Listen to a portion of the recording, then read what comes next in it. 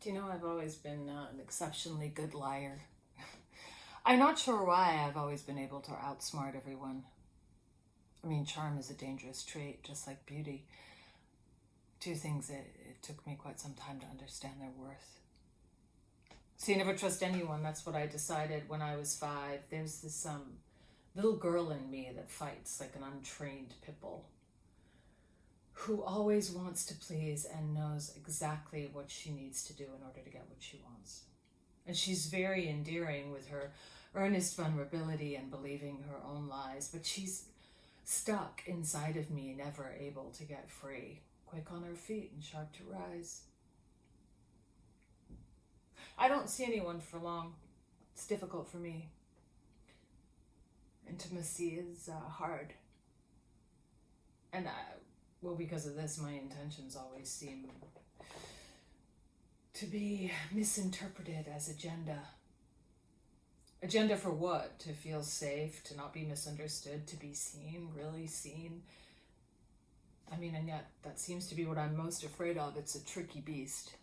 But I was raised that way, to love my daddy since I was a little girl. More than anything in the world, all I wanted was for my daddy to love me and never leave, to love me the way he did when I was 5, in the dark and the confusion of being drugged and not understood what was happening. And do you actually know to this day that I still wake up in the middle of the night in sweats thinking someone's broken into my room and is going to take me without my consent? And there is comfort in that frozen fear where I can't move. There's just excitement in the paralyzation that this is what love must be. My breath stops, my heart freezes, and I can't move my legs. In the space between reality and someone else's demons being acted out on me, there's comfort in wearing my shame like a warm blanket and having it be the veil of distrust that everyone sees in me, because it thwarts the beauty I was given and makes me unworthy. So I can lie and deceive with good intentions at being loved, because no one can know what price I will pay.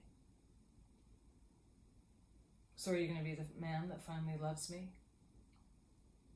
Because, you know, money makes people's secrets dirtier. Money makes men drug and rape little girls over and over, and then make sure that the little girl knows that it's her fault and that it was all a figment of her wild imagination anyway, that she's not trustworthy and she's a tricky beast and she's too much and never enough.